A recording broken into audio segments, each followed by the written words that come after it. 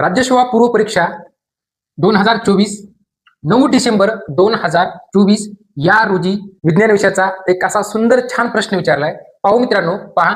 वर फेकलेल्या कणाची गती 0 असते, परंतु त्याचे त्वरण किती असते?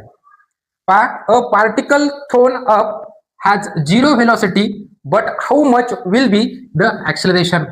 प्रश्न समजून घेऊ. अत्यंत साधा आणि सिंपल आहे.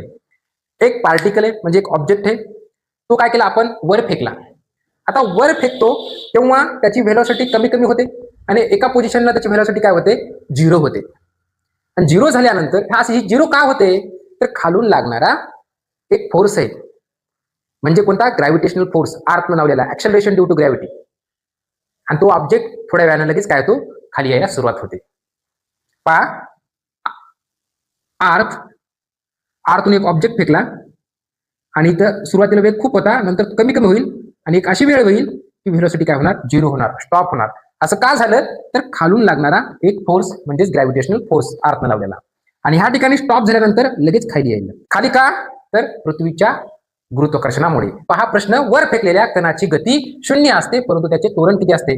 मित्रांनो, पर्याय क्रमांक 1 बघा, 0 असते का? 0 नाही. 0 काय आहे? 0 व्हेलॉसिटी आहे ह्या कंडिशन मध्ये. हे पर्याय कॅन्सल होईल. आणि दुसरा पर्याय बघा, अनंत म्हणजे इन्फिनिटी, ते तर नाहीच. पर्याय क्रमांक हा सुद्धा कटला. आणि ऍक्सेलरेशन त्वरण त्याच्यात काय विषयच नाही. राहिला पर्याय कोणता, तर गुरुत्वाकर्षणा एवढे असते, म्हणजे equal to the acceleration due to gravity एवढे असते. कशामुळं? त्याच्या मागलं कारण आहे, खालून लागणारा ग्रॅव्हिटेशनल फोर्स तो खाली करत असतो. आणि ऍक्सेलरेशन ड्यू टू ग्रॅव्हिटी कोण लावते, ते आर्थ लावते. आणि आपल्या पृथ्वीवर किती असते, ची व्हॅल्यू 9.8 मीटर पर सेकंड स्क्वेअर एवढी असते. आणि हे असं का, त्याचं कारण आहे पृथ्वीनं लावलेला फोर्स. आणि ऍक्सेलरेशन ऑलवेज डायरेक्शन डाऊनवर्ड. ऍक्सेलरेशनचं डायरेक्शन नेहमी कुठं असते, खाली, डाऊनवर्ड, खालच्या दिशेने असते. इतका सोपा प्रश्न विचारला, थोडा कन्सेप्ट बेस आहे.